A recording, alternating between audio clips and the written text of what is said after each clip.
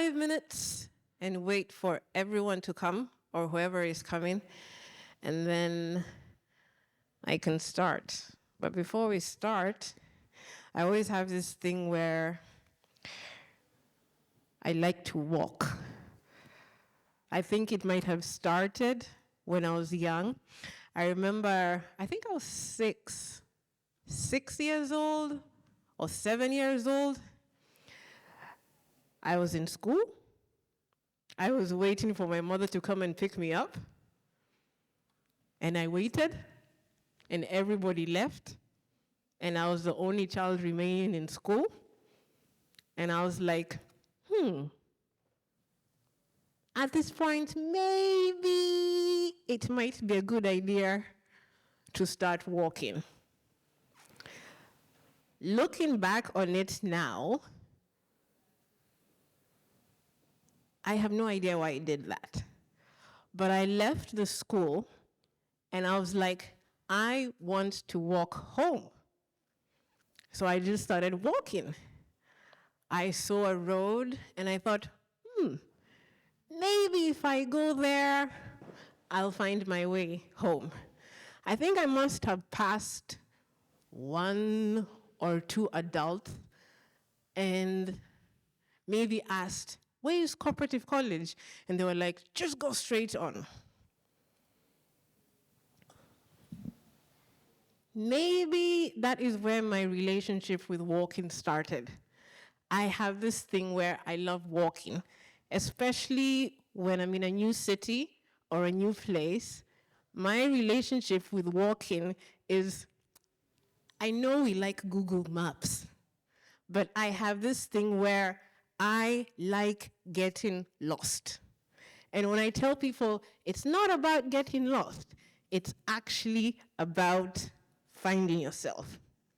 But also, something walking gives me is that whenever I'm also in a new space, I know we're having this talk and this stage is here, but I always like walking around the room. One of the things that we forget that we have the privilege of is walking. Each one of you walked in here. Each one of you gets to walk out of here. Walking is something, I don't know how to call it.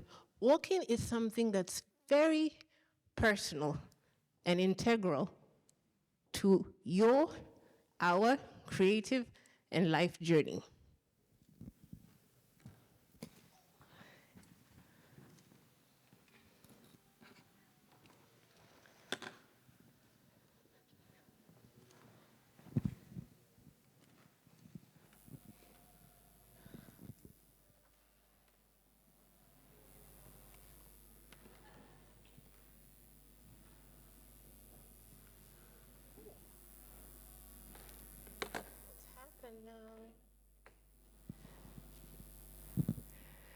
We did a practice session, and now it started to go. Anyway, let me introduce myself. My name is Barbara Minishi. I am from Nairobi, Kenya. And today, I will be talking about the 13th path.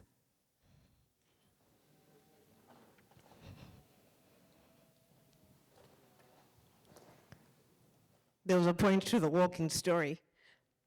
The outline of this talk is from one of my favorite books on the practical acts of creativity. So what I did was, because the book has got 12 important points, I said, I'm going to structure my talk on that, and then we'll take it from there.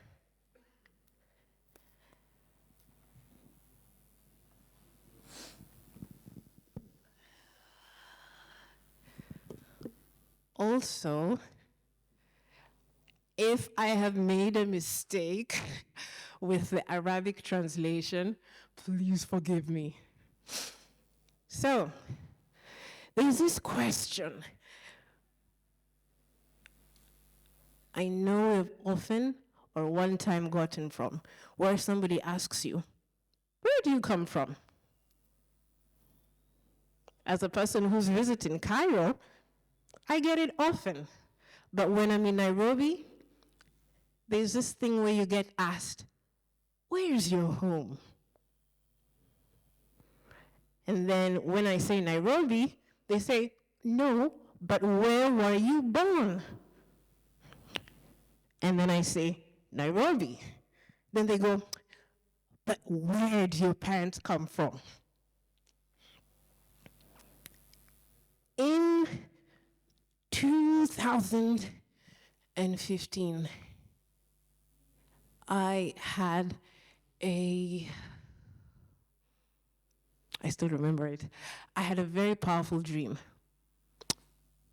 This dream necessitated me to call my mother, and I asked her, Mommy, I need to go back to the home, to the house where I was born.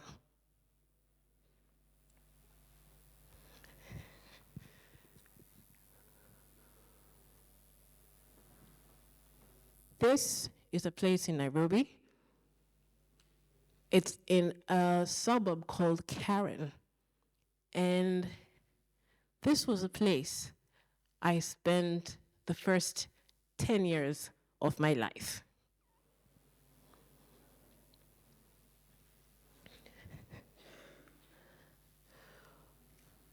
What would prompt anyone to have a dream and go back home? What would powerfully instigate you to be like, hey, I'm at this point in my life, but something is calling. I don't know if you're like me, but people always say that we often have dreams of the houses that we were born in, like because the first 7 years of your life are very powerful. So sometimes you'll have dreams out of sequence, but you're going to notice that they're about the house you lived in. This house and this dream, and the title of the series is He Looked Like Solomon Lane. I don't know if you've watched, I'm trying to remember which one it was. I'm not good at this, but then there's a Mission Impossible. And I think I had watched Mission Impossible before I had this dream. Or maybe it was the last dream I watched before the last movie I watched before I had this dream. But in the dream, or if you've watched the movie, the name of the antagonist was called Solomon Lane. And he was, you know how sometimes they'll have a bad guy in the movie, and there's this stereotype bad guy. But there was a level to which the actor who played Solomon Lane did it so well and so powerfully that it got ingrained in my psyche. And when I had the dream, he was in the house.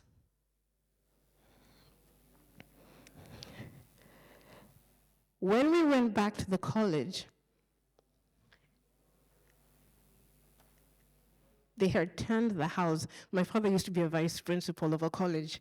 They had turned the house into teachers' offices. This used to be our living room. This was in the garden, because I also mentioned it, I had a relationship with Faisal at that time.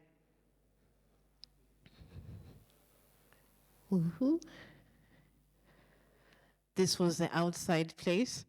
That is my mother. And that is my mother pointing to a tree that was cut. And it's also a tree that was showing up in my dreams. But she kept on saying, there was a time you were a baby, and we had left you to sit down on the tree. And suddenly something just said, come and get the baby. And apparently there was a snake. I don't remember any of that, but my mother does.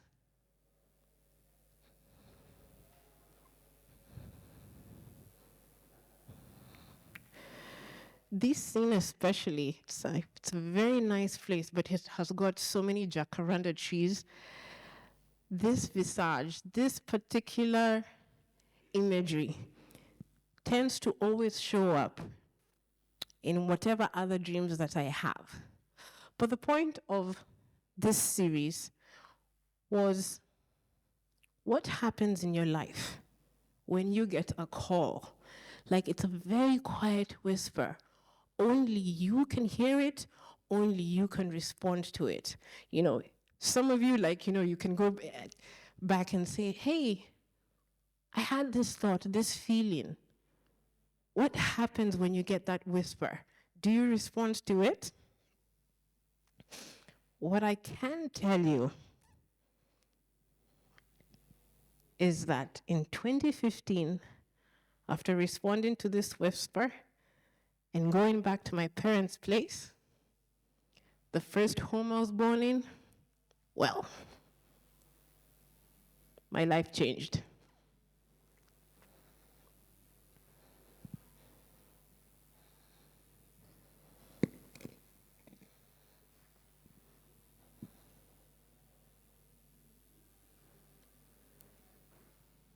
As a child, there's always a story that comes up. People always ask, how did you get into photography? There's this picture, and I tried to find it, but unfortunately I couldn't, and I tried to ask my brother to send it, but he couldn't find it. There's always a picture of me playing with my father's tripod. I had the gift of a father who had a camera, so through him, I started playing with a camera, and he gave me that same camera to go with to school when I was going to university. I'm going to tell the complete truth. I am an introvert, a big, heavy introvert. And when I went with the camera during orientation week, when they're trying to get you to do activities, and I was just like, I don't feel like it, but I had my camera. So I started taking pictures. And slowly I realized they would let me out of taking activities because I had a camera.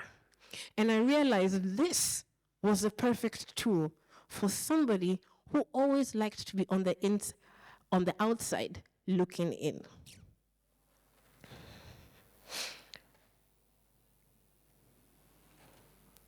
When I was in Daystar, because of my work with the camera, the school PR department noticed me, and I started working in the school newspaper as a school photographer. In 2001, the British Council sent out a call out. They were having a documentary workshop, and they were inviting anybody who was in university who was interested in photography to be part of the workshop. The workshop was being led by a renowned photographer. His name is Tim Hetherington. Unfortunately, he passed away a few years ago. But he was my first mentor. Through him, we began to learn the outline of documentary photography. And I remember all of us were asked in class, pick something that you're interested in. And I think I was looking at everyone else's topics and I was picking something, and I just said, what am I interested in? Ever since I was a young girl, I always loved dance. It first started with being a ballerina, but it moved on to, I think I like movement. Maybe I'll get to do this. So through him and with him, I got to do this story. And by the way, I was shooting in film at that time.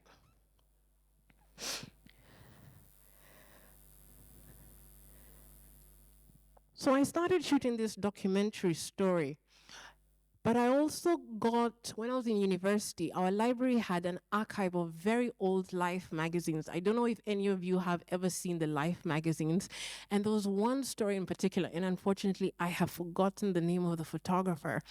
But it was a documentary series on nurse midwife, a woman who was a midwife, and there was a day in the life story that was done of her. While I might have continued with just playing with photography, then I didn't still, how sometimes you can be like, everything in your life that you need is in front of you, but you don't recognize it? Classic symptom. I was doing all this, and for me it was just like, oh, it's just fun. Oh, I get to experience different things by doing photography. But to me, it wasn't really a career, And maybe actually that was the best way in which I developed. So that was that.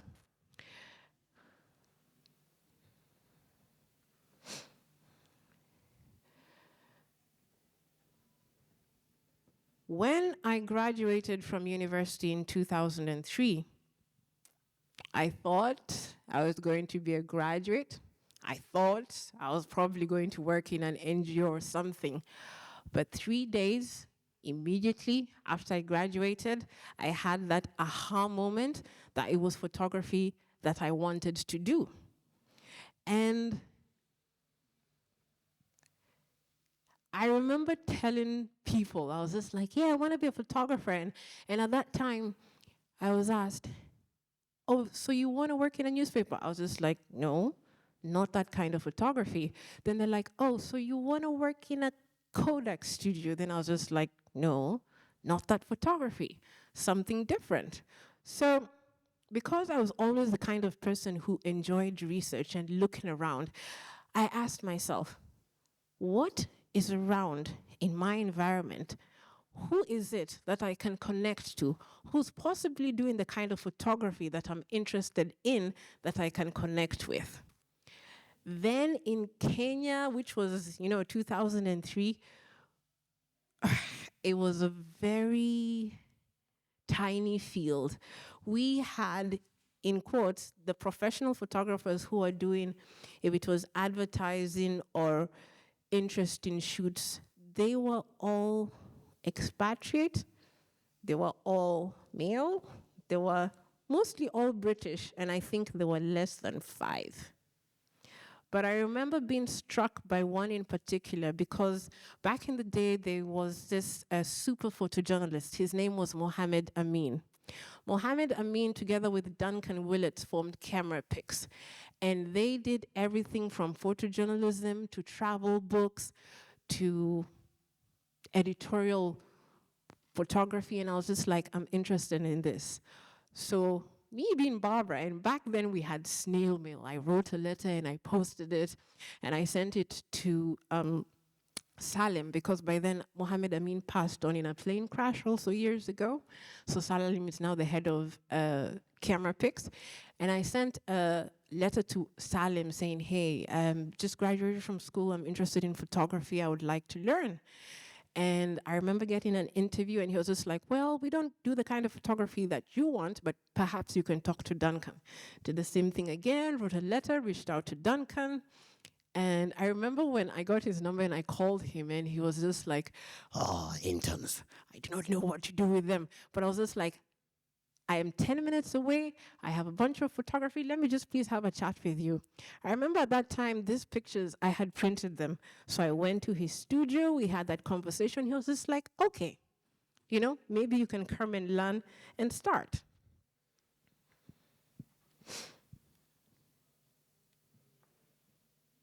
Discovering a sense of perspective.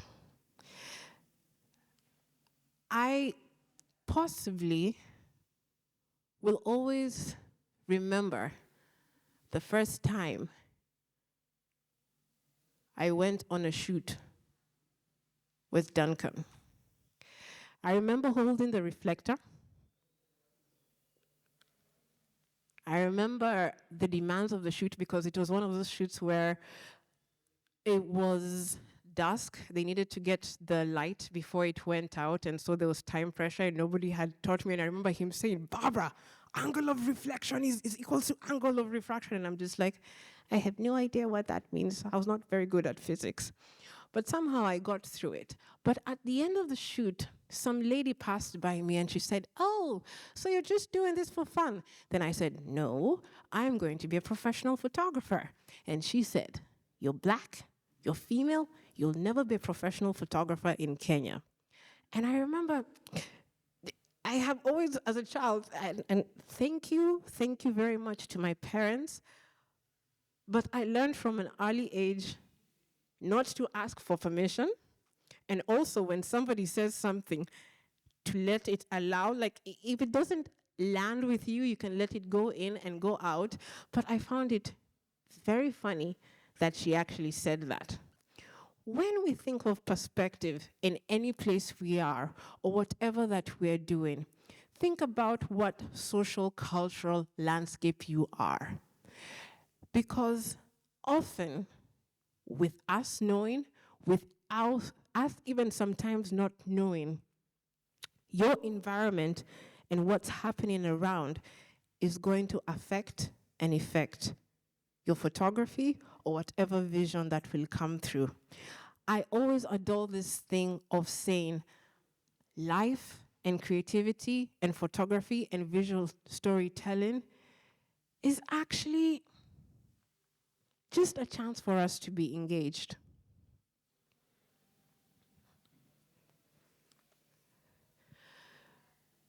When I started interning with Duncan, the good thing was that I was creating for myself my own story. There's this place we have in Nairobi, and it's called River Road, and you will find all analog film. And I had started also part-time working at a photo studio, so I used to play around in the dark room. I would go buy expired film because it was the cheapest film. Sometimes I would get expired photo paper, but with that, I could experiment and start doing my things. Duncan was doing a shoot because a new brand of magazines had come into Kenya. They were called East Africa magazines. And there was a lady there called Carol, who was the art director. And sometimes, she would ask, she's just like, Barbara, are you doing anything? Would you like to come on a shoot with me and help? Anytime there's a new professional photographer, I would do that. Through that, I met also another professional, highly esteemed British photographer. Also, his name was David Beatty. And I remember I had come onto a photo shoot, fashion photo shoot, to help Carol because she was the fashion stylist. And David's assistant was not assisting. So without asking, I started assisting him. The next week, he called me because he was just like, hey, I'm looking for a part-time assistant. Would you be my assistant? Now, with that in mind, I now had, with on top of being self-taught and self-experimenting, I now had a part-time in view to help in two different photographers with two different working methods and also learn and grow with that. Sometimes, because, again, as I mentioned earlier on in Nairobi, there were very few professional photographers of that caliber. When no one was around, Carol one time asked me, she was just like, hey, Barbara, I'm doing a fashion photography shoot. Are you interested in doing it?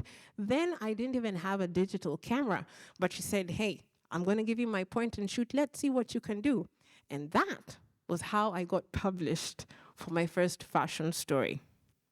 So for me, when I talk about social cultural landscape and what is available to you, I always look back and say, this thing of knowing how the people around you, how the spaces around you, how you respond to it, and how it's working with you. I would say if somebody said right now, what's your superpower with photography?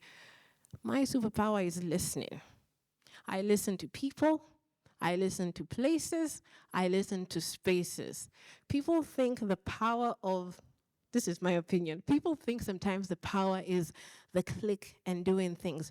But for me, there's a very, very powerful, deep intimacy when you can just take a step back. For me, the camera taught me and it allowed me to breathe. When I started my photography and I started sharing work, people would say, your pictures do not look Kenyan. And I remember the first couple of times I got it, I was just like, what do you mean my pictures do not look Kenyan? I was born here, I was raised here, I learned from here. But it suddenly hit me. And I began to say, anytime I would hear, your pictures don't look Kenyan, I'd be like, thank you. Allowing yourself to listen, to grow, to move beyond expected levels or projections or assumptions that people give you is necessary. Necessary for your path, necessary for learning, necessary for experimentation.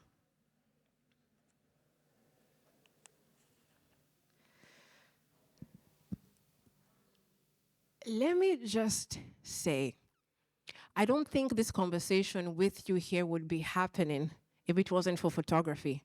And I acknowledge over and over again the power, the privilege, and the access photography has given me. But the biggest one is play.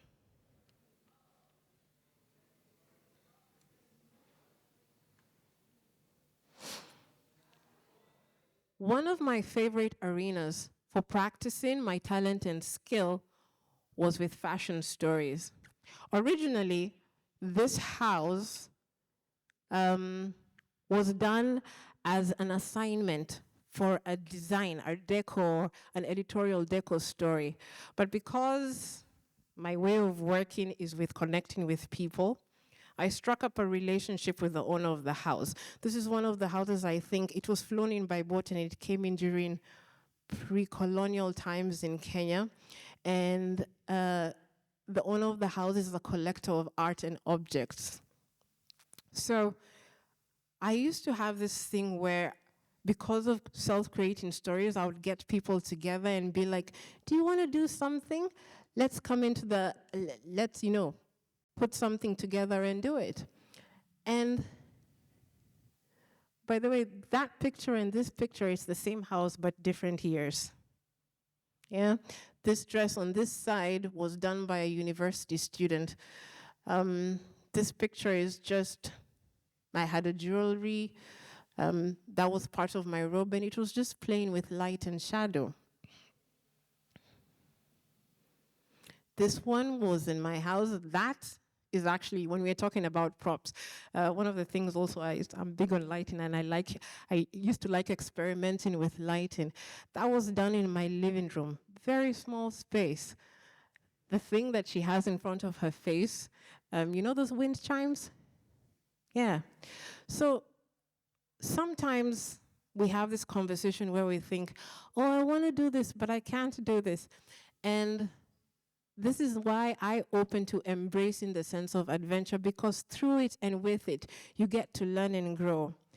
The thing about it is a lot of these pictures that I'm showing you here have never really been published. Yeah? Because that's not really the point of that. You know how sometimes you're just like, you learn to flow with things and you don't need things externally to do it. This picture here, she was my former roommate. This was at an apartment block I lived in, and the pool was open, and we just did it. Same picture, but I remember I got up and I was shooting it from the window of our room. She was a very, very good friend of me. She's actually the former Miss India Kenya. She's a forensic dentist. One of those situations where it was just like, hey, let's do something different. Got a makeup artist, went into a store. This is a very small clothes store, and we did this. Again, it's not published, but it's just things that you can do. Oh, we missed that other one. I really wanted to show this. I keep getting asked about this picture, and I'm just like, this was at the back of my house. I put a carpet on the clothesline. There was a shadow of a plant, and that was that. So sometimes when I talk about discovering a sense of adventure, sometimes we think we have to go so far. We have to get such big things. But there are very many beautiful, impactful things that you can get in front of you. I always say, even a glass, even a feather, even just in your kitchen, anything is possible with wherever you have and whatever that you have. Now, this is my favorite one. With any career growth comes expansion. With expansion comes a whole sense of complex, I'm not going to call them problems, but I do remember there was a song, More Money, More Problems. So, with that regard, what happens when you creatively expand? What happens when you life expand? One thing, and I think there are other workshops going about it. I've talked a lot, or I've maybe shared somehow about the art of photography. But there is also the business of photography. How do you caretake your body, your time, your energy, resources? How do you learn to work with contracts, with people? What is your relationship to saying yes? What is your relationship to saying no? How are you aware of the ways in which you can self-sabotage your progress?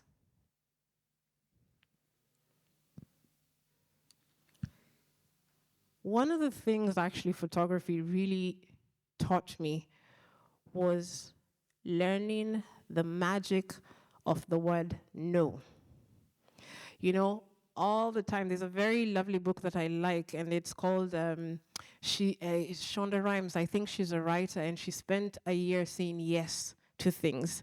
And when we start in our journeys, whatever we're doing, there's this power of saying, yes, I'm going to try that.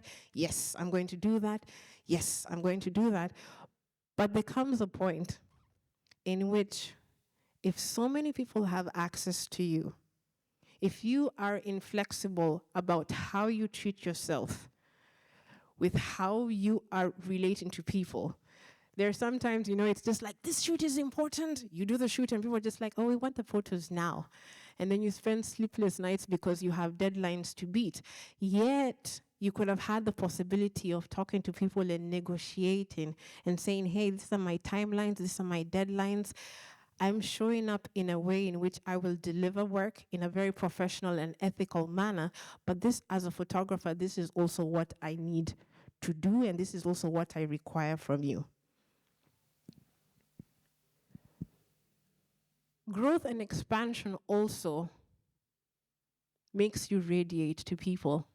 And you know how they say your light is also going to attract moths? Your light is going to attract different kinds of things.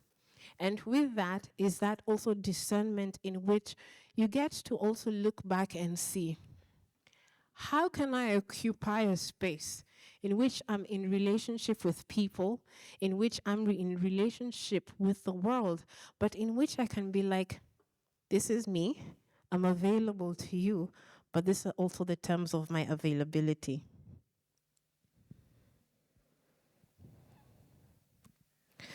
These are also some of the shoots that were part of my experimental phase. I knew a restaurant, I knew the models.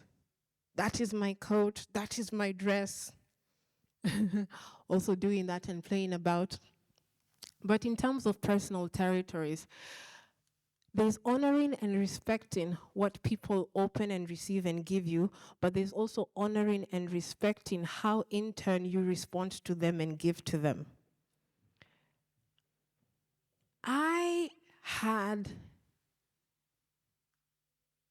I realized at this point, when my personal territory was expanding and when people were asking more than I could give them, it came to a point where I had to be, Barbara, where can you ask for help? There's this stereotype I had noticed in my matrilineal lineage, which was the one of, you are a strong Black woman. Photography is often a solitary affair, yeah? And while my way of starting, because remember I mentioned, in the beginning I was told, you're Black, you're female, you'll never be a professional photographer. And I met so many similar people who were like, they would see my name, but then when they would see me, they'd be like, you're the one who took this picture. And I'm just like, yeah. So I stopped interacting with them, but what happened was that I learned a way of working in which I was just like, if you're not going to help me, I'm going to do this by myself. So while it worked to a certain extent and I got to a level of expansion, it began to turn on me. And there was this thing where I needed to sit down and be like, Barbara, how do you need to be helped? How do you need to be seen and supported? And I began to learn you need to reframe your relationship to deep receiving.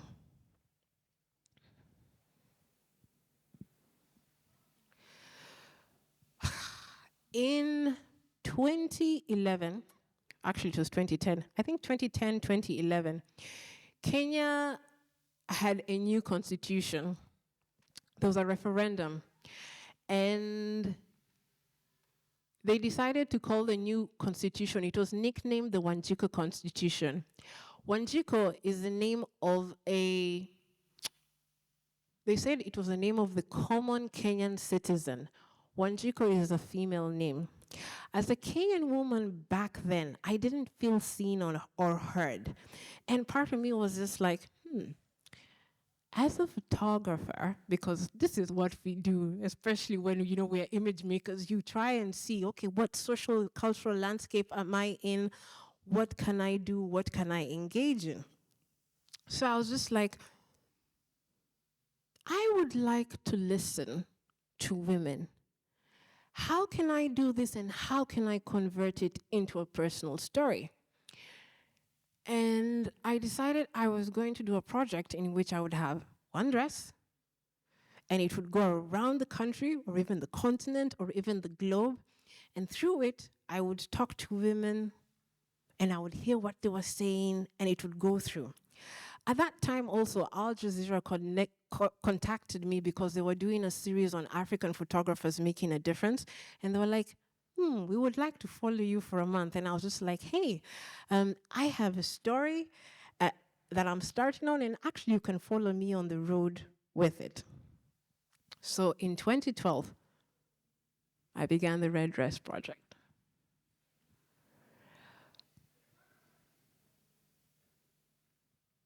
In hindsight, I think it was perhaps a good thing Al Jazeera followed me when I was doing it.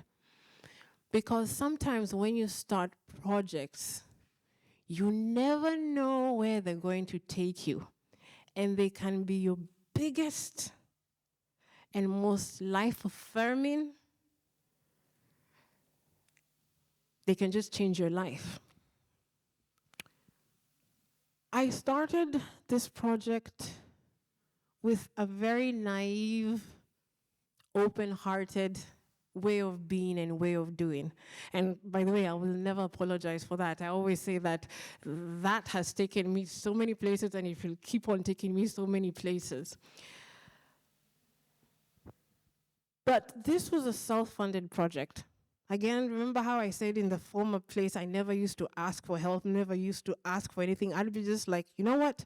I'm going to give myself permission to do this, so I will do this. At some level, it works. At another level, you start getting the feedback from it.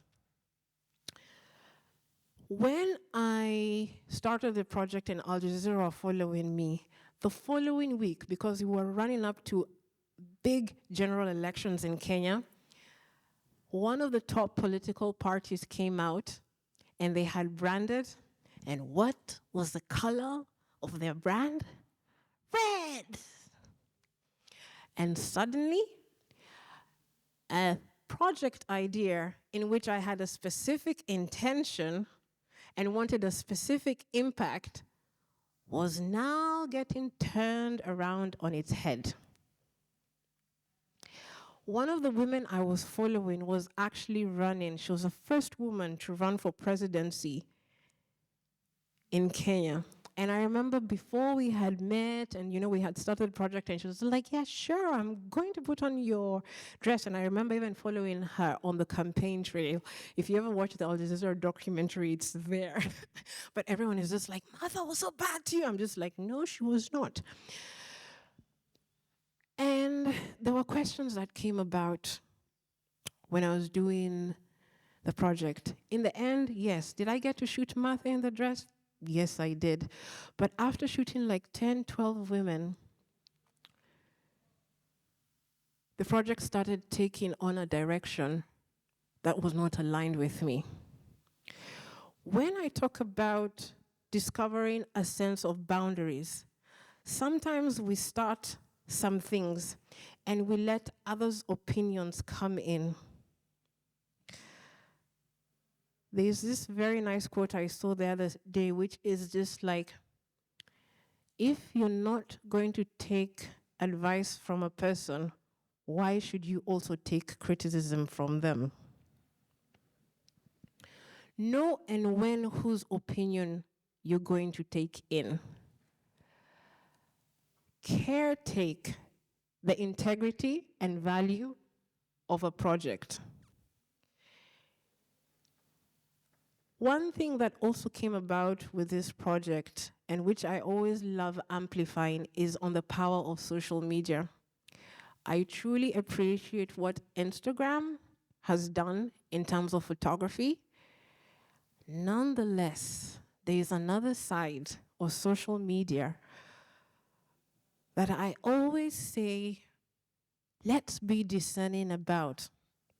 There's this thing in which sometimes you can start reading comments and without even knowing it, like there's a heaviness that you can come about. When I talk to sometimes younger photographers and you look at their feed, sometimes you see pictures because, like, you know, with Twitter, and you know how people see pictures in a flash of a second, and it's just like, how can I best do a picture and, you know, get the most attention? And I tell people, please, you do not need to equate likes to how good you are as a photographer. Learn to live without basing your value or the value of your work on likes. Learn how to engage and be willing to surrender to developing a body of work. Can you learn to be invisible? I know, sometimes, the power of being seen and the power of image is powerful. But in terms of being centered and grounded to one's authenticity and one's way of being, developing and discovering a sense of boundaries is important. For me, in 2012, this project was one of my biggest failures.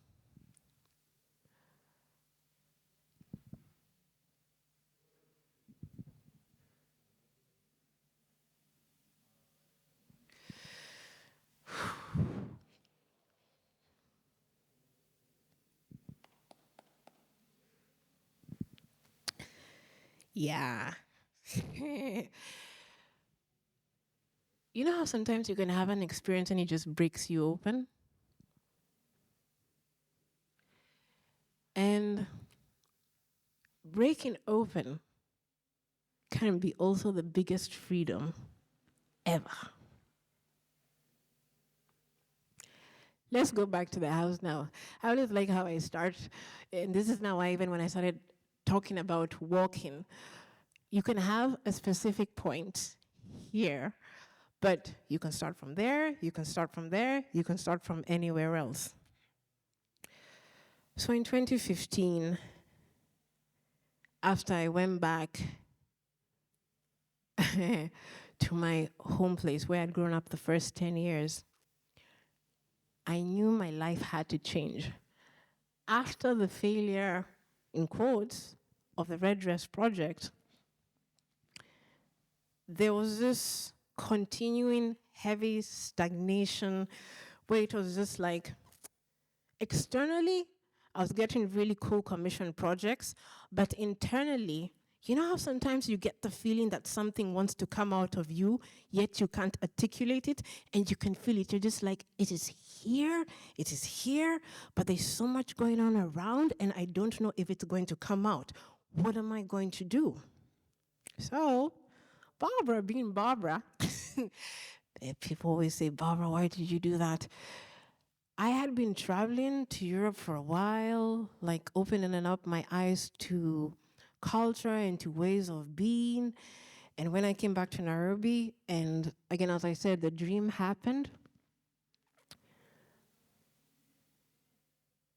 I got rid of my house and everything that I owned. I just did a complete whoosh. We're going to do this. I remember my mom coming and saying, Barbara, is everything okay? You know, because sometimes people can think you're having a midlife crisis.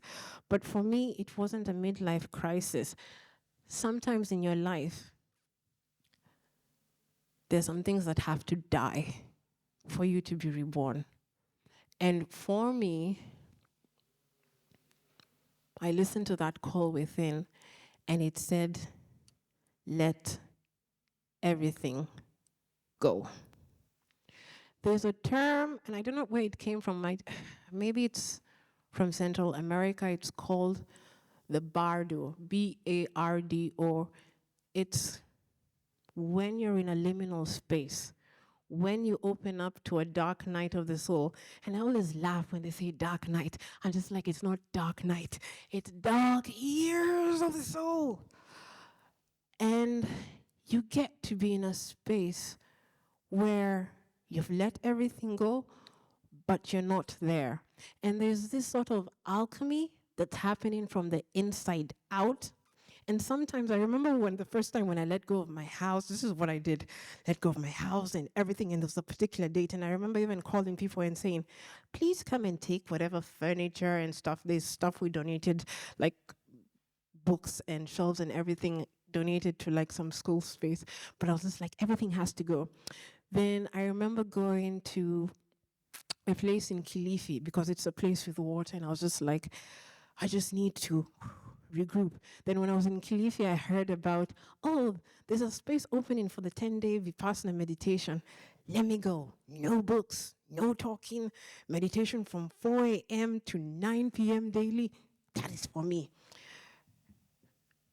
And I did all that. I must say, from when I handed in my keys back to my former landlord, because I had this wonderful, beautiful house for 6 years, there was a lightness that I still I can't quite articulate, but it was like, you know how you just get the inkling, this is a fresh start.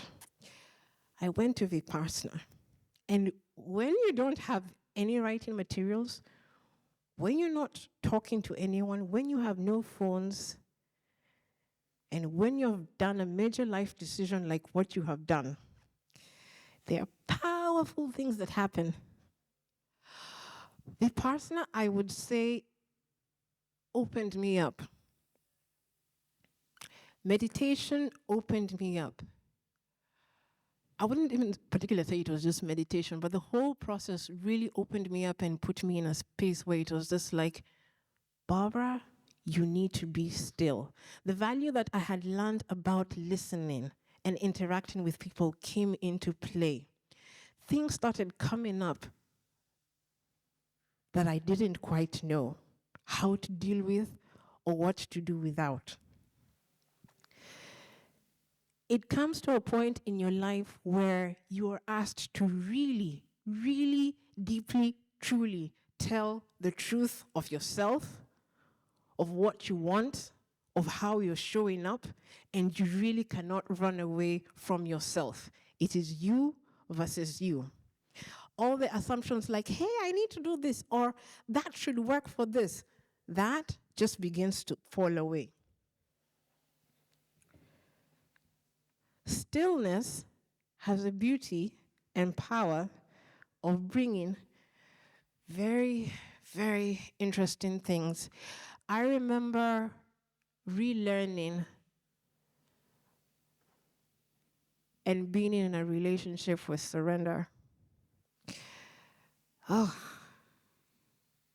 showing up for each and every single day it took a lot out of me. And again, going back to how I began the talk when I was talking about walking, There's a power in every day being willing just to take one step at a time, one step at a time.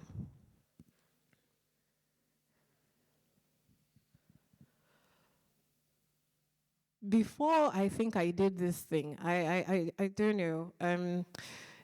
There's sometimes when we do some things and we have these dreams, just like, I want to win the Pulitzer Prize. I want to win an Oscar.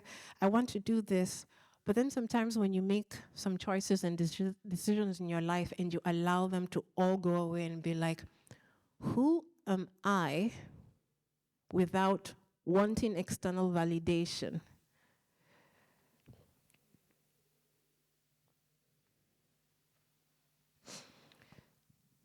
Letting go of my identity as Barbara the photographer was the biggest and best thing that I had ever done for myself and for my life. When you get clear, because I remember one time somebody was asking, are you a photographer because of the commissions you get? Or what is it that photography or filmmaking or visual storytelling is to you? When you get back to the basis, back to the bones, you get to realize, hey, do I like this? Do I want to do this? Photography at this stage in my life, I would say it saved me. There was a year, though, I remember, I think it was 2017, I refused to pick up a camera. And in fact, I was just like, I'm done. You know, I do not want to do this. And it's not working anymore. One of the beauty about this stage, or when I'm talking about a personal alchemy that's going on, because when we think about alchemy, and by the way, one of the things I love about Egypt is that this region is the birthplace of alchemy in the entire world. You learn not to look with your eyes. You learn to start looking with your heart. Yeah? And all the veils that are within or around sort of just start falling away. You begin to realize, am I here to make it? You know, sometimes it's just like, yeah, I'm making it in the world, whatever your definition of success is. Or are you here to make art or to make communication? One of the things I remember getting clear with was that somebody, and it's a quote, and I'm afraid I wish I could get it to you. Somebody said, communication is an exchange of information. Connection is an exchange of humanity. This process, photography, redefining success, redefining my relationship, for me, I would say, reconnected me deeply to what it meant about being a human in the world. Yes, you can load. Come on now. I wanted to share that. Okay, it won't load, but that's okay.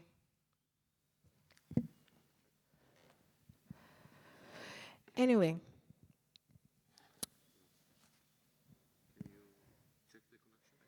Okay. Let me see. It's off. The internet does not want us to prosper. The internet will allow us to prosper. So, earlier on, I had talked about one of the narratives that, let me see if this will go back.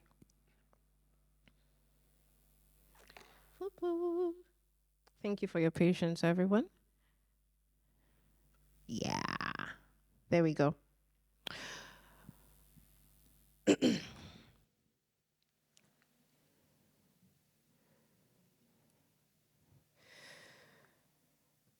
One of the things that happens when you're navigating a period of deep self-criticism and self-doubt, you start looking at your old pictures, and that's what I did for myself. Boom.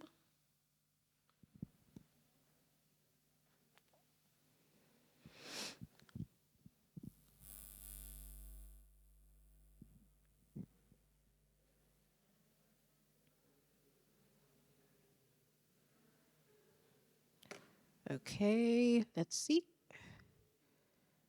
This is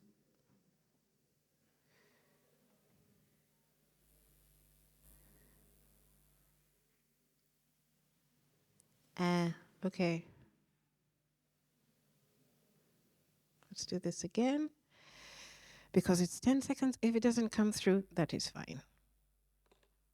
We'll just go to the next one. Yep. Also, another thing, by the way, when things don't work, I always say, actually, it's working.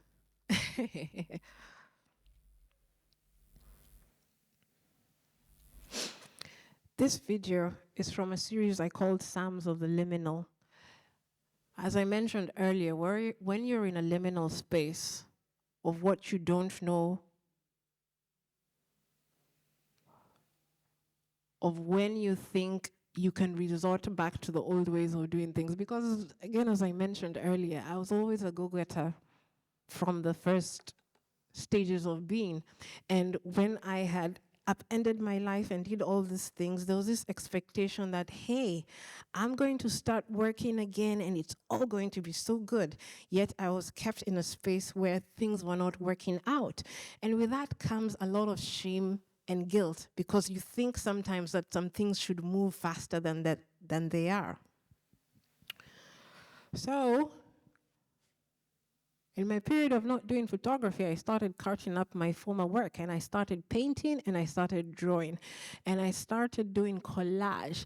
And without knowing it, I was actually surrendering to a process in which I was reclaiming my own narrative of how I wanted to show up with my life. I was reclaiming a narrative of process. I was also voicing things within my life that wanted to be voiced that I didn't have the vocabulary for. And again, at this time, again, as I'm saying, this is work that was never shown. There was no intention of showing it. I was just moving through a process, and it was what was keeping me alive and connected to the world.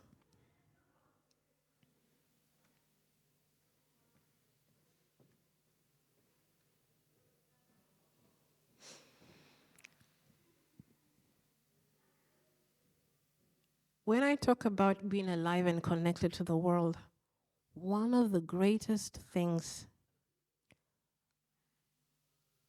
is relationships. Photography sometimes can be a solitary affair, but the value of relationships can really save your life and help your practice. We need people, we need each other. We don't work or survive in a vacuum. That saying of, when a tree falls in the forest, is it, has anyone heard it, or is it going? Relationships, redefining my relationships with people and talking to people. And again, as I am saying, that breaking open, I got very comfortable with some words like, I do not know. I need help.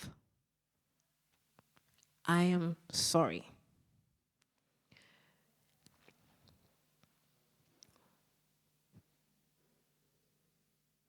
Value your need to be seen and to be supported.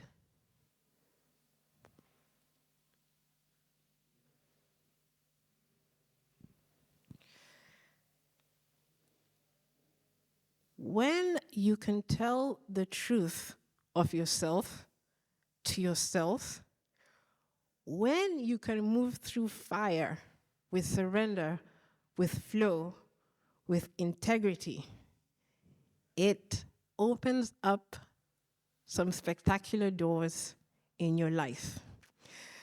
There's a time I used to get very irritated when people would be like, yes, authentic storytelling, authentic photography, authentic this.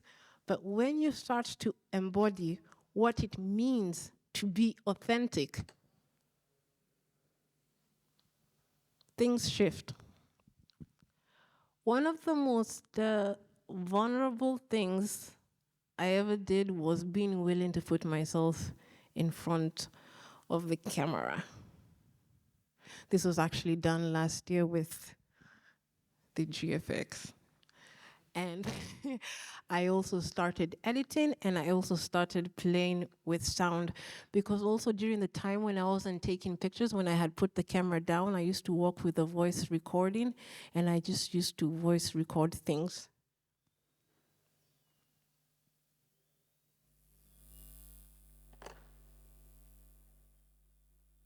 It's not connected to the sound, that's why.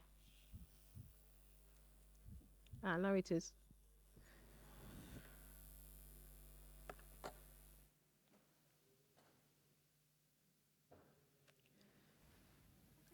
All right, cool.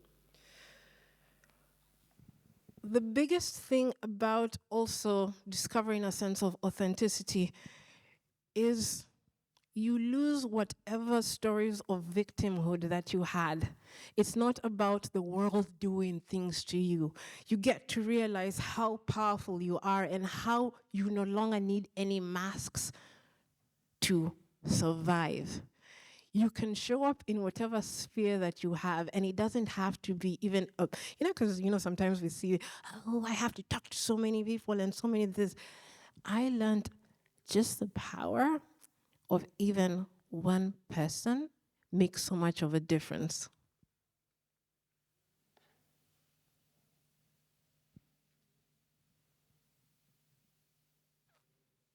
For me, when now I think about homecoming and the fact of going back to the actual physical home of my parents' place, the entire alchemical process that this past few years have taught me was a creative homecoming to myself.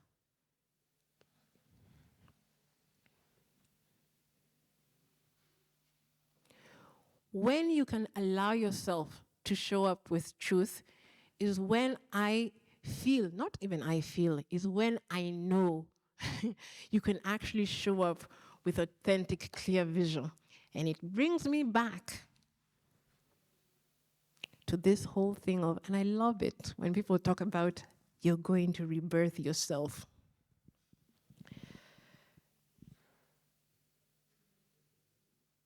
I started doing different work. I got into film as an art director, which was fun. And then I started getting an interest in directing. Last year, not was it last year but one, I got interested in VR, virtual reality filmmaking. And I got accepted into a masterclass for directing. And they said, do you have any story that you'd like to see done in a 360 way? Pitch it, and then maybe you can be able to do something. So I said, it's been 10 years since I did the Red Dress project. How about I visit one of the women who was in the project and see if I can do it through and with VR?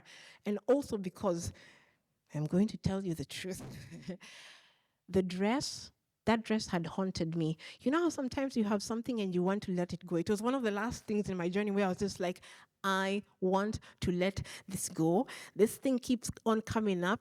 There was even, I had written scripts about it. I had wanted to burn it, but it was just, there were things that were happening and it just would not budge. So I just said, okay, maybe if I get to do this VR thing, it'll change, because also the Al Jazeera documentary, and I don't understand. I have, you know how sometimes you think some things have a short shelf life?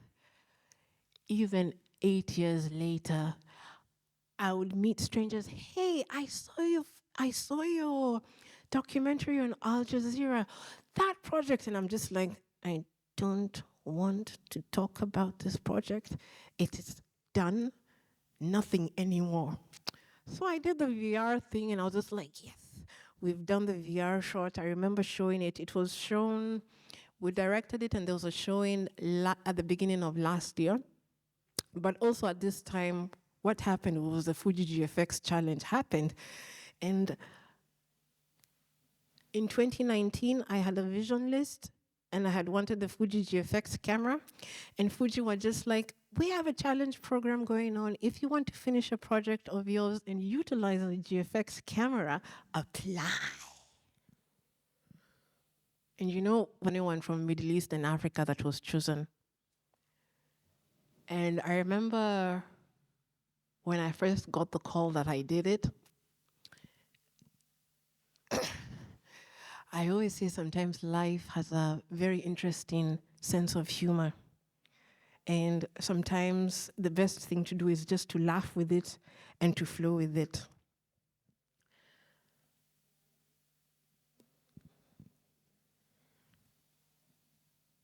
This time, I was different because I had changed from the inside out. I got very intentional. I looked at the context, I looked at the planning. I was just like, okay, even with the dress, this is what we are going to do. What do I want it to look like? What are the ideas? How will it go forth? Okay, this one now really needs to play because now it will explain more of the project. All the symbolic elements that felt important to me, I was just like, this time, I'm going to be authentic. I'm going to incorporate all of that. This time, it was not, I am going to do this all by myself. I was like, no, I am going to get people and we're going to connect and we're going to collaborate. It's got audio that's kind of so important.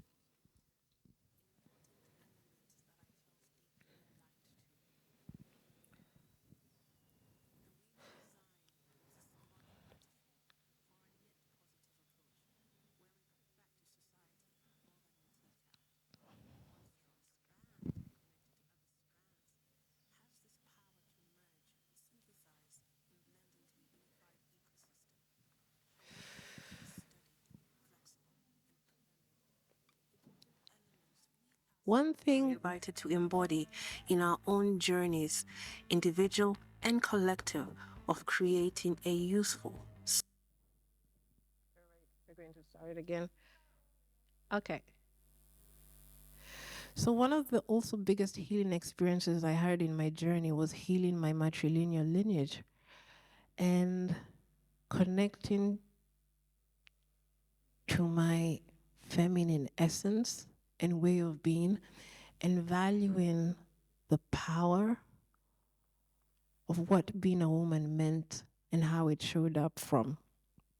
And it was very important for me, as much as I was covering women, shooting women, I was just like, I wanted as much hands on deck with women as possible.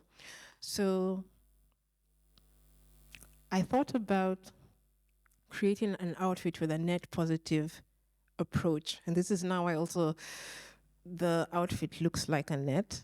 But then I reached out to a design student from Nairobi University who I had been introduced to earlier, and I was just like, please come on board and do your design expertise. I reached out to Sometimes to embrace a new beginning means to revisit the past. The intention behind the Utawala design process was rooted in important elements that I felt deeply aligned to. The weaving design was a symbolic metaphor for a net positive approach where we put back to society more than we take out. One strong strand connected to other strands has this power to merge, synthesize, and blend into a unified ecosystem. A woven net is sturdy, flexible, and permeable.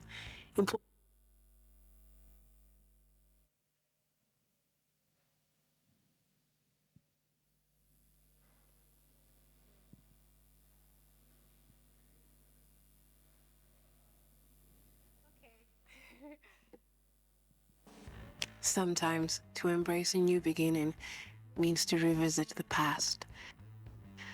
The intention behind the Utawala design process was rooted in important elements that I felt deeply aligned to.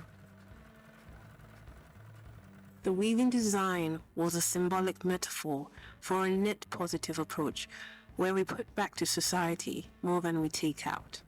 One strong strand connected to other strands has this power to merge, synthesize, and blend into a unified ecosystem. A woven net is sturdy, flexible, and permeable. Important elements we ourselves are invited to embody in our own journeys, individual and collective, of creating a useful, supportive, sustainable fabric of influence, community, impact, and legacy. So the dress also was a mix of, I actually got to cut up the old dress. So I mixed it with the new one because sometimes there's value in, as much as we are moving forward, we also get to take the full alchemized things we've learned from the past and bring them forth. There's this saying, sometimes they go, and sometimes it's very wrong in English. It says, do not throw out the baby with the bathwater. That is very important. And sometimes I feel we can be quick to be like, I don't like this aspect of myself, so I will cut it out. What the 13th path continues, I would say, to redefine my relationship with is there's this power in integrating both light and shadow. And photography, again, is the writing with light. It's a play of light and shadow.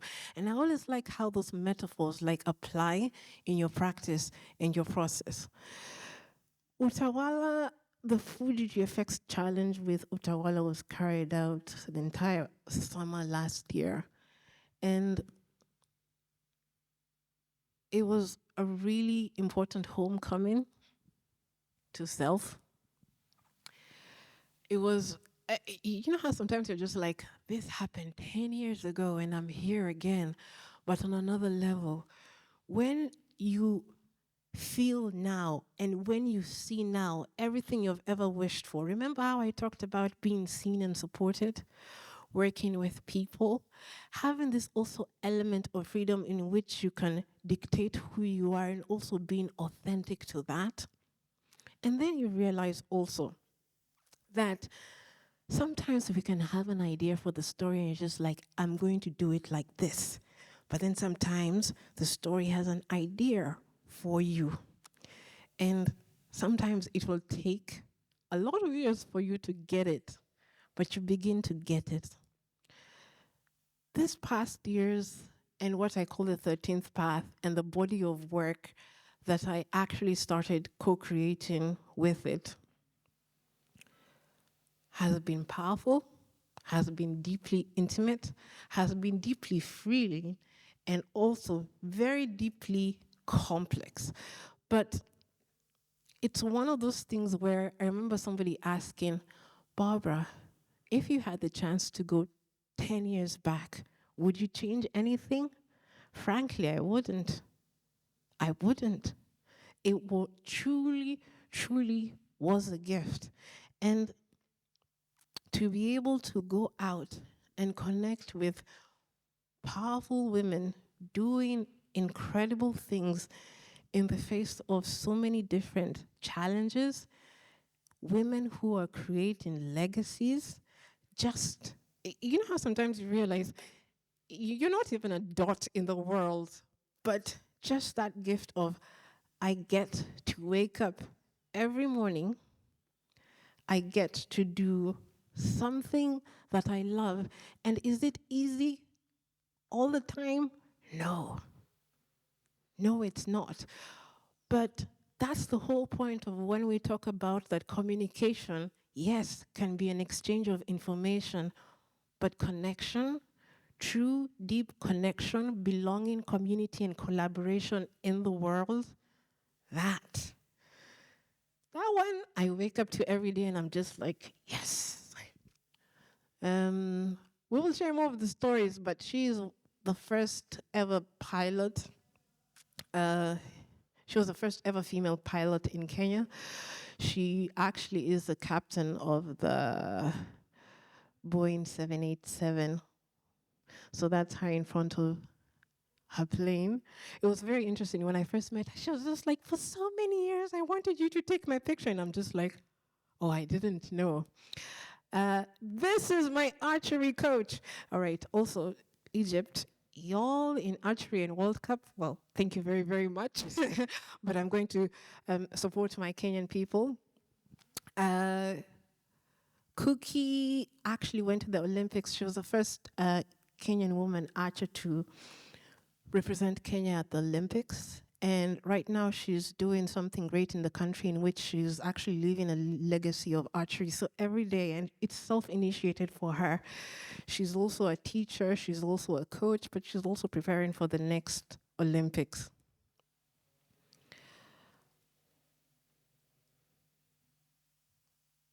This lady, I don't know if you've ever watched a movie called Erin Brockovich. She's actually known as the Erin Brockovich of East Africa, and she was, I think, on the Times list of women in, what year was it? 2021? Yeah, we, because of a story I was doing, and this is what we're talking about, detours. I don't know if you saw the other story of the picture previously before. I'm sorry, I ran ahead of the woman on the beach. Her name is Rabia Hawa, and she's got a foundation called Ulinzi, and she works with wildlife protection. But because of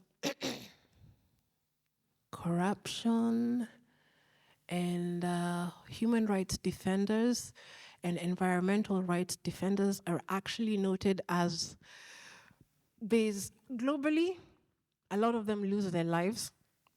When I followed her on the story, a 2-day trip ended up being diverted and turned into a 2-week trip because there were things going on.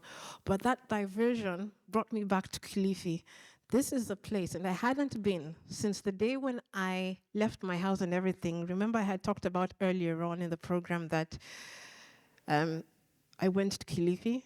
So this is a place that I found myself with, and then I connected with Lily Omide, who's also an environmental rights defender. She actually was the first Kenyan woman to take the government to court because of lead poisoning and got awarded a huge sum of money, which they still haven't received. But we did a shoot on a beach in which, again, they won a case because there's this thing about land grabbing in Kenya. Somebody grabbed this land and wants to build something on it, and it's just not going to work, and it's even called the Red Beach. And even when we were coming to shoot here, you could already see the legal demarcation and people just doing their things despite a court order. So I appreciate also sometimes how utawala, which means to reign, this project also brought me face to face with some things, because sometimes we pretend we're just like, oh, I'm going to do this from the safety of this, and it really put me into the fray. And I appreciated that. Now, originally, when I talked about the structure of the talk, there were actually just 12 points, but the 13th point is the one that I added, which was about discovering a sense of you, discovering a sense of oneself. I feel like everything I've shared about is actually something that I'm in relationship with every day, where we all have cycles in our lives. And for me right now, I would ask you, like, what in your life is ripe for alchemy? You know how sometimes, again, as I'm saying, there's some prompts you receive and you're just like, no, not that one. I don't want to do it. And we always have a choice. And it's not about telling yourself no, and even if you don't want to do it, that's okay. I feel we have this relationship in life in which you can just be like, you know what, that's really not for me. It's reminded me of when I first started. I didn't share this, but because of Tim, I thought, I'm going to do documentary photography. People, I received the book. I don't know if you've ever seen the book Magnum.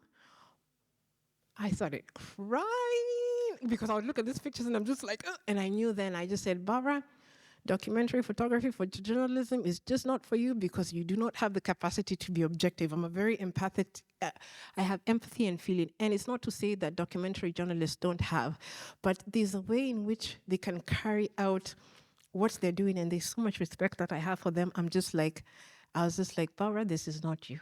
This is just not you.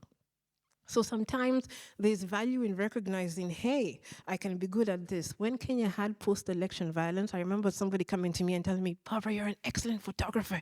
You should be in the you should be out there covering that. And I was just like, you know, just because I can take good pictures and just because I have a camera, I value that my capacity for ethics and for understanding my way of being and showing up in a situation like this, I just don't have the experience for that.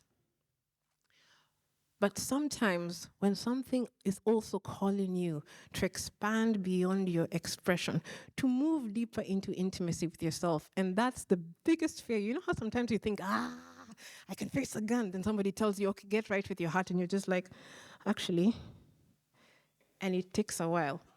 But for me, especially this year, and moving through what I've moved through this past years, there is a gratitude that I have. I have to admit, the original line for this quote was, alertness is a hidden discipline of familiarity.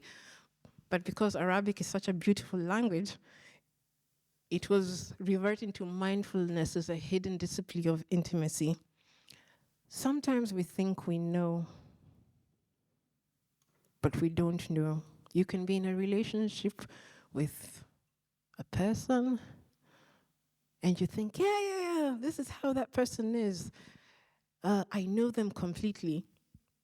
But with me, and even this is now why I bring the whole concept of walking, being able to allow yourself to see new, being able to begin again, being able to be like, hey, this is this person that I've been with, I'm in relationship, or even when you think about your family, your sister, your mother, your brother, or everyone, there's this power in being alert to yourself, to other people, to knowing that you don't know all the time, to allow yourself also to be taught by the experiences and the people that you're engaging with. And for me, that is the bestest thing ever. So this shoot was actually done before the GFX camera, I call her Mia, went back. And I did this shoot as, I would say, a thanksgiving and also as a commemoration of the past cycle that I've been in. Is the audio on?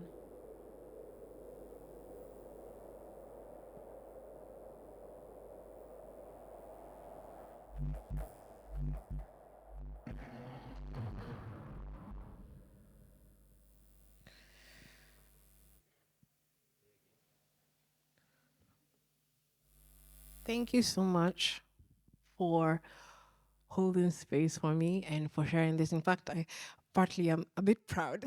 Sometimes what happened with the opening up and the vulnerability this past year, sometimes I share things and then I just start crying.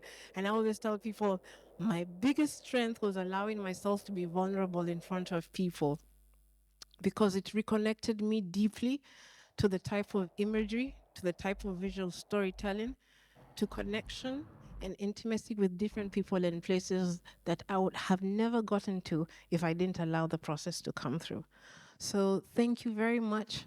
To whatever transformation and metamorphosis is happening in your life, may you allow, I always say failure, may you allow failure and your fears to be an ally in your life because your shadow can bring out the biggest and bestest light in you. Thank you very much.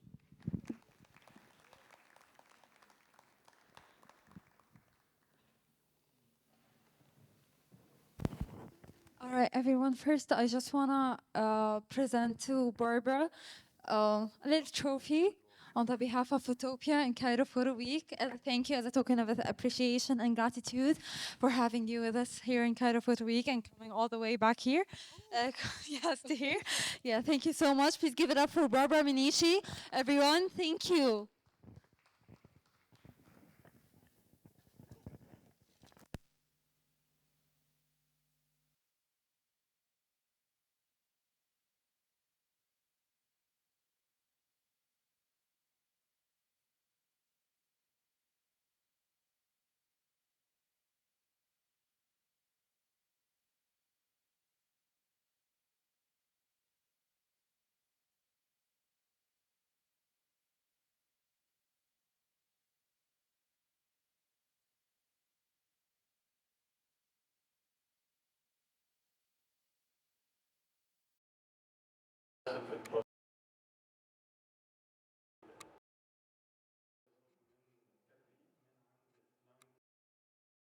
ستيت ديفلوبر منه.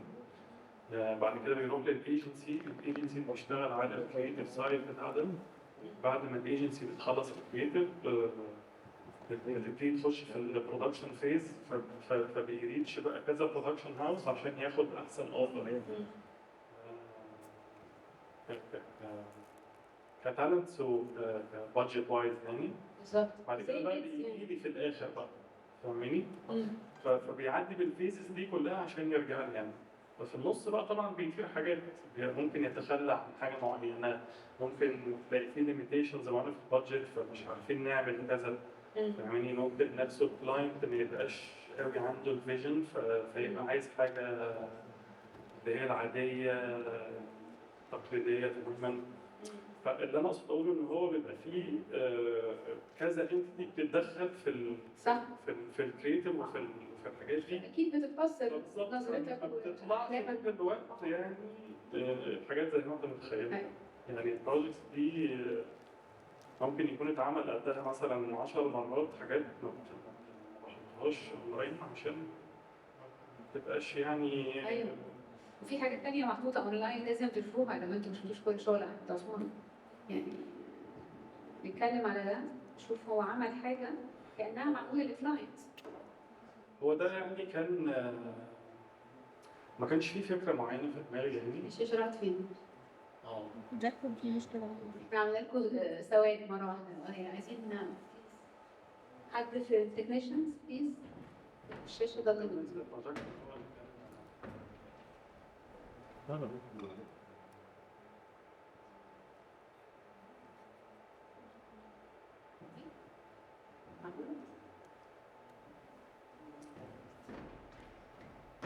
طب يعني الحالة ان احنا نقلب اللابتوب عشان لو الموضوع منتهي ولا هي هتشتغل؟ هتشتغل؟ اوكي. اوكي.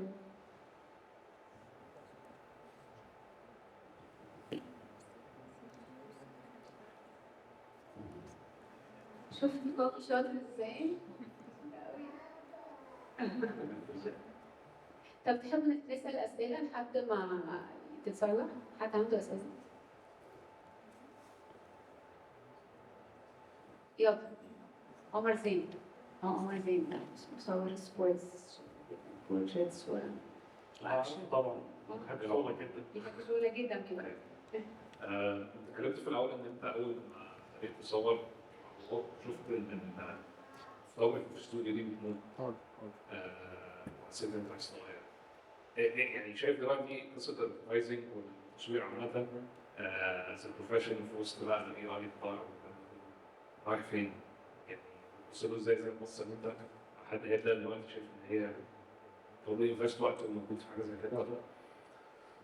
انت يعني سؤالك جاي شويه من حته ان انت خايف ان الاي اي يريبليس الفوتوغرافر، صح؟ بس هي حاجات كتير قوي دلوقتي بادجتس وكل حاجه مش عارف، بس حاسس ان الدنيا رايحه اكتر من حاجات ناس فيها مجهود. يعني انت الحاجات اللي بتعملها فيها مجهود كبير قوي، بس ممكن دلوقتي الناس طبعا يعني مش كل البروجكتس اللي انا بشتغل عليها بتبقى كده، بس هي يعني في بروجكت بتبقى اخف من كده بكتير، يعني زي اللايف ستايل مثلا. لو في مثلا كومباوند مثلا وعايز تصور لايف ستايل، هو بكل بساطة أنت بتنزل بيبقى معاك الكاست في اللوكيشن وبتصور حاجات زي كده. بس يعني هو احنا لما بنشير النوع ده من البروجكتس، هو مش معناه ان هو ده الحاجة الوحيدة اللي المفروض تتعمل في الإعلانات. بس هو ده جزء منها. انا الجزء ده انا بحبه انا شخصيا، عشان انا الريفرنس بتاعي، او اللي انا بحب ان انا دايما اكسبلور في حاجات مختلفة كل شوية. فاهمني؟ فيمكن دي الطريقة بتاعتي. بس هتلاقي في فوتوغرافرز كتير بيشتغل يعني عادي، اللي هو البورتريت فوتوغرافرز مثلا. هو الناس مش هتبطل تاخد بورتريتس يعني ما هو البورتريت مش محتاج ان انت تقعد تعمل له مود بورد ومش عارف ايه. لا، انت ممكن تنزل تسيب نفسك مع الشخص ده وتتكلموا سوا وتخلي الموضوع فريندلي، بتطلع حاجة حلوة جدا. فاهمني؟ فهي مش هو مش ده الستاندرد، ولا هو ده اللي احنا بنقول ان الاعلانات لازم تكون كده. بس هو ده يمكن الطريقة اللي أنا بتخليني حابب أعملها. فاهمني؟ لأن أنا برضو كفوتوغرافي، آه، أنا مش بحب يعني مش يعني بحب الفوتوغرافي عامة بشكل عام يعني. بس بحب أكتر يعني إكسبلور في في كذا حاجة. فاهمني؟ فالإعلانات بتديني المساحة إن أنا أقدر يبقى عندي كذا انترست وأجمع الحاجات دي كلها وأطلع بحاجة، والميديم بتاعي يكون صورة. فاهمني؟ مش لكن هو في الآخر الاستوديوز اللي أنا بقول كانت بتقول دي هي الاستوديوز اللي هي زي كودك والحاجات دي، مش فكرة إنك تكون استوديو يعني. لا، كل الفوتوغرافرز عندها استوديو يعني. بس أنا أقصد اللي هي كودك والحاجات دي. يعني إحنا زمان كنا نروح استوديو العيلة كلها رايحة تاخد صورة. فاهمني؟ فتروح الأب والأم مش عارف إيه، فبتلاقي سيت أبس كده جاهزة، والباك دروبس اللي هي الرولز دي والحاجات دي. مش عارف أنت ما حضرتش الكلام ده، بس يعني ده كان بيزنس قائم يعني. فالبيزنس ده هو اختفى من أول ما الناس ابتدت تنقل يحصل الشيفت بتاع الديجيتال بقى، أو التكنولوجيا عامة بشكل عام. لما كل الناس بقى في إيديها موبايلات والحاجات دي، ف... فما بقاش في خلاص.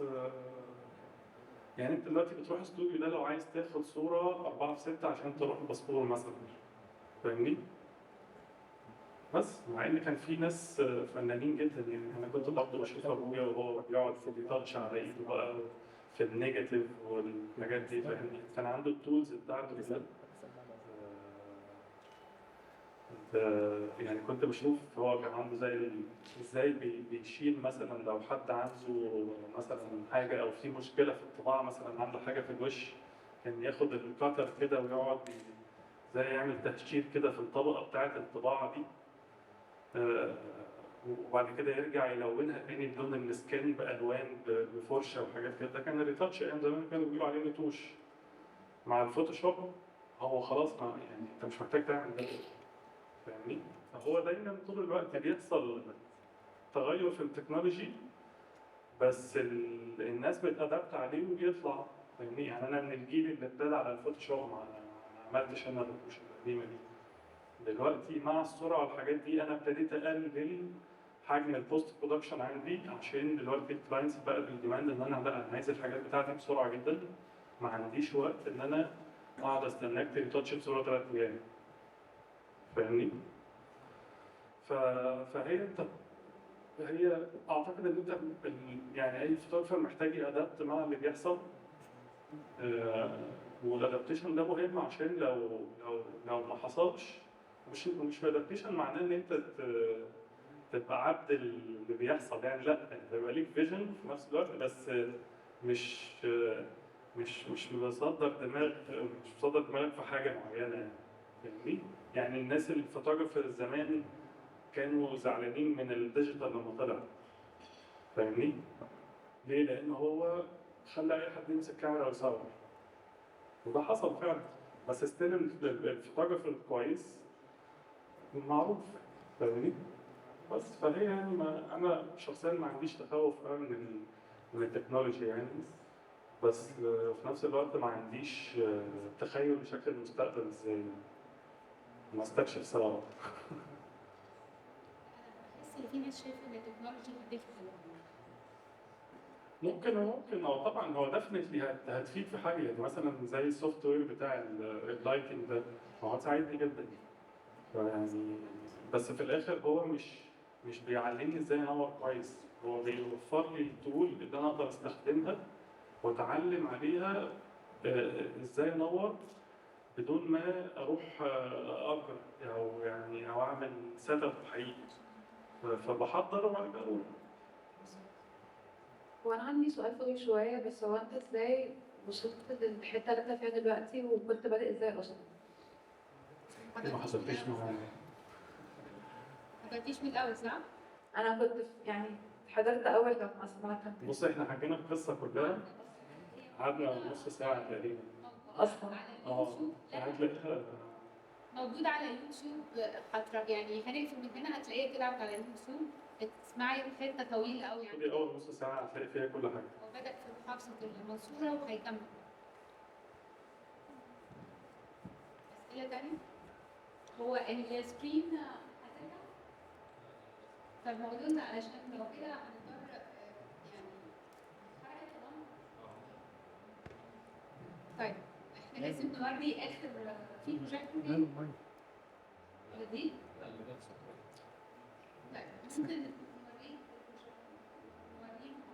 اللابتوب، هو بيبقى بعيد شوية بس هو عايز أفهم يعني هو يفرجكم لما بيعمل سمول بروجكتس.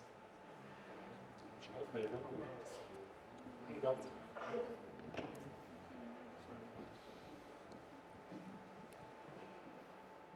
حتى الألوان.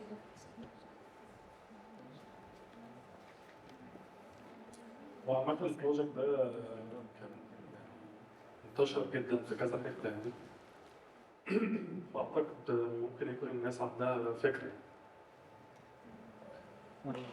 هو البروجكت ده تحديدا ما جاش بفكرة معينة، ولا أنا كان في ستوري مثلا كنت عايز أقولها، ولا أي حاجة.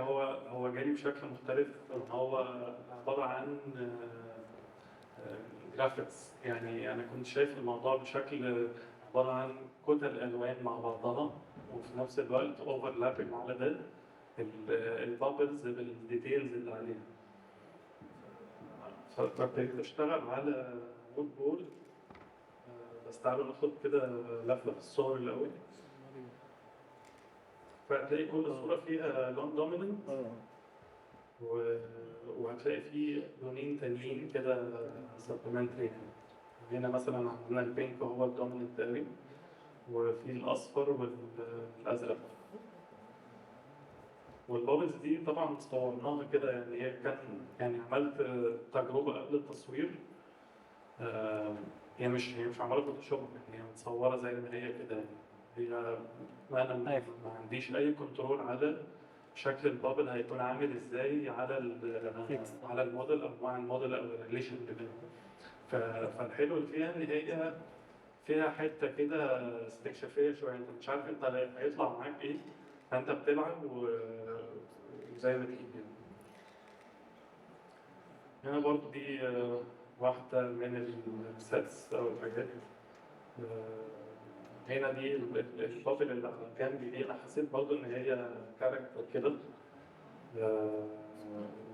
والحته اللي فوق دي شبه شعرها شويه. حسيت ان هو ممكن لما نحط الاثنين جنب بعض كده يطلع منها حاجه لذيذه يعني. نفس الحاجه برضه.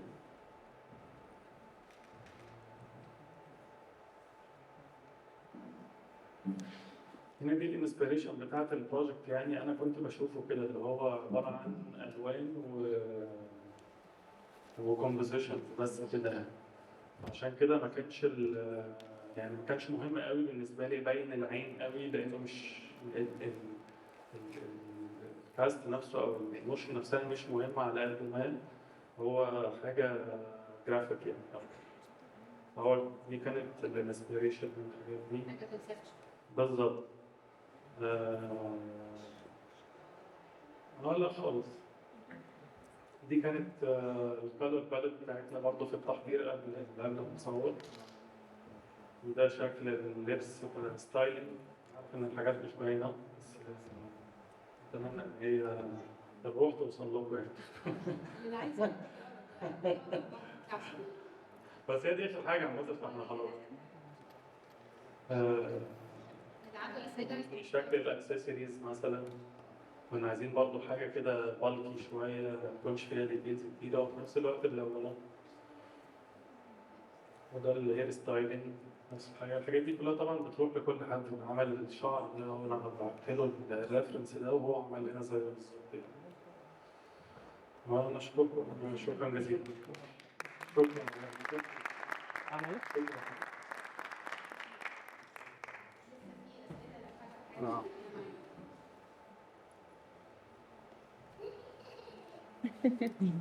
عندك سؤال؟ مش موجود ها؟ اسالي. بتقولي ايه؟ من غير الجمهور.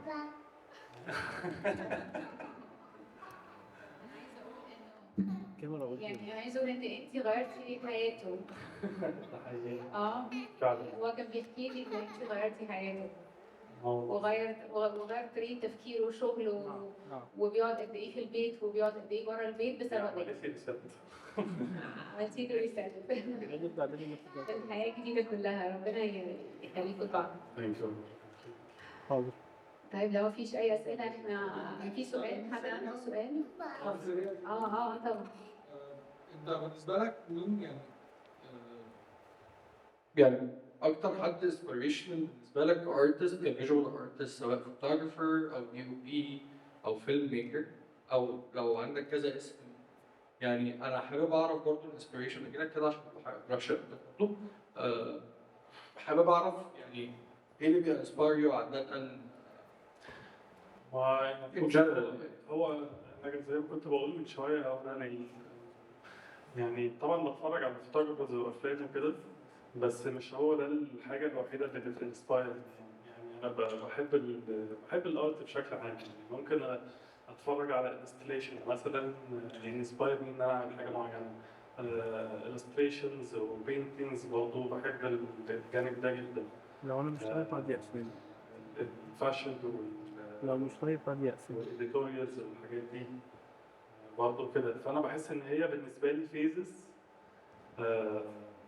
كل فترة كده ببقى انترستد في حاجة معينة وبتلاقيني بتفرج كده فيها وعايز أشوف يعني. الأول كان عندي ناس معينة بتابعها وكده بس مع الوقت لقيت إن هو أنت كل ما مع الوقت الموضوع بيتغير يعني مثلا كان في فترة كنت بتابع فوتوغرافر اسمه إلين أولف هولندي يعني فاين ارت فوتوغرافر كده معروف يعني وبرضه أندي بيتفيتس مثلا الناس اللي أثرت فيا في البدايات كتير ستيل بحب شغلهم بس ما بقاش بتفرج عليه بشكل يعني بالظبط انا بقيت احب دلوقتي افتح بنترست كده واسرح اسيب نفسي مع حاجه حتى لما بيجيلي بريف مش ببتدي شغل فيه على طول باخد يومين مثلا ايام التحضير دي اول يومين دول بحب اخدهم كده اكسبلورينج في المطلق يعني افتح صوره دي صوره ثانيه يعني حاجه ثانيه يعني عشوائي كده فاهمني؟ فمؤخرا بقيت الاسامي تقع يعني في فوتوغرافرز عارفهم كتير بس مش اساميهم مش حاضره قوي في دماغي يعني عشان الطريقه نفسها اللي بشتغل بيها اختلفت شويه ما بقتش يعني بخش على فوتوغرافر معين واتابعه وكده يعني بقيت اسيب الانسبيريشن يجي من حاجات كتير برضه عشان برضه ما يبقاش في الاخر ان انت يعني بتطلع شغل شبه حد انت فلما بيكون تاخد انسبيريشن من انستليشن ارتست او فاين ارتست او كتابر بقى حد بيصور فيكتوريال مع الفاشن مثلا على البرودكت شوتس يعني التجميع دي كلها زي الاي اي كده فاهم هو انت بتقعد تغذي دماغك بفيجوالز فلما بتطلع بقى بتبتدي تطلع زي كأنك بتصفي الحاجات دي كلها بطريقتك فاهمني؟ فبحس إن هي ليميتيشن شوية إن أنت تبقى بتفولو شخص بعينه يعني. بس في أي سؤال أخير؟ وكده كده يا أحمد إحنا عايزينك تيجي للمهرجان تبقى متواجد، تعالى احضر المهرجان قابل الناس. أكيد طبعا. لو عندك وقت كده. حتى هات مراتك وبنتك تقعدوا معانا. احمد كنت عايز اسالك سؤال. سؤال؟ اتفضل. تصور اي كوميرس ولا لا؟ أو هل شايف ان ده توكسيك كريم من الاخر؟ يعني إيه بصور لإي كوميرس؟ بتصور منتجات البرودكتس يعني توصل. والله طبعا هو دي حاجة مطلوبة جدا يعني، بس أنا ما عملتهاش بصراحة يعني. بس هو لا، دي حاجة من الحاجات اللي هي طبعا يعني هتفضل موجودة يعني. كل حد هيبقى عايز يصور البرودكتس بتاعته، بس أنا أكتر في الحتة اللي بحب أكسبلور فيها أكتر يعني. بحس إن هو ده جزء حلو، وفي مساحة كبيرة إنك أنت تتعلم، بس كلها بتبقى فوتوغرافي سكيلز قوي، وكرياتيفيتي برضه من ناحية اللايتنج والحاجات دي ممكن تطلع منها حاجات حلوة. آه، بس هي مش أكتر حاجة انترستنج بالنسبة لي قوي يعني. لو عايز اي كوميرس خالد، انا بدور لك على الوقت بتاع خالد الدش. هو دلوقتي بيصور الاستوديو بتاعه بقى الاستوديو بتاع امازون ايجيبت. كل منتجات امازون بتتصور عنده في جير بوكس ستوديوز. وممكن حد من تيم، انا مش لاقيه الطاقه بتاعته كانت امتى. هي خالد الدش هو خالد الداشا عامة من أكتر الناس اللي أنت ممكن تتعلم منها الحتة دي. إن هو بقاله سنين كبيرة جدا يعني، أكتر من 20 سنة تقريبا هو بيشتغل في الحتة دي. فلا يعني ممكن تتعلم منه كتير يعني. هو مش فاكره كان الاثنين او الثلاث حاجه كده. النهارده لا النهارده بيعمل ديمو خلاص خلص، كان على الموتور سايكلز، بس هو عامل توك عن الاي كوميرس. مش فاكره مين كان بيسال. سمعت فعلا كان يقول ان هو هيعمل يعني هل في الديمو النهارده فعلا في اي كوميرس مهم لانه خلاص هو دلوقتي يعتبر موديل واضح للاي كوميرس مصر، لان هو بيصور لامازون ايجيبت. وحتى معاه الجايد لاين يعني كتاب كبير قد كده. فهو قلب الاستوديو بتاعه كله زي مصنع لامازون ايجيبت في التصوير. فالتوك بتاعته مهمه جدا لان هو مهتم بالاي كوميرس. اوكي. ميرسي جدا، مش عارفه اشكرك اقول لك ايه. والله شكراً انت جداً وافقت ليك وان انت، انا عارفه ان انت عايز تيجي بس بتبقى دايما مضغوط. اخيرا اتحقق الحلم الخاص بتاعي ان انت تيجي. انبسطت والله جدا. ميرسي جدا. ولو هي فاتتك اي حاجه من التوك بالذات حضرتك هتلاقيها دلوقتي. رامي اللي واقف جنبك ده على طول بينزلها على طول اون تايم. هي لايف ستريم، هي تبقى سيف على طول. بشكركم جميعا وميرسي جدا جدا. شكرا جدا يا جماعه.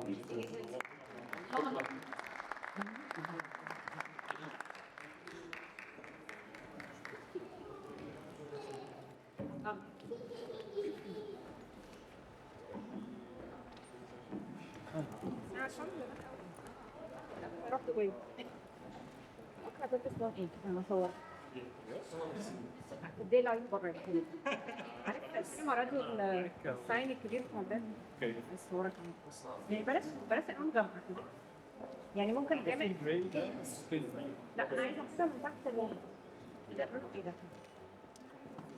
احمر ده.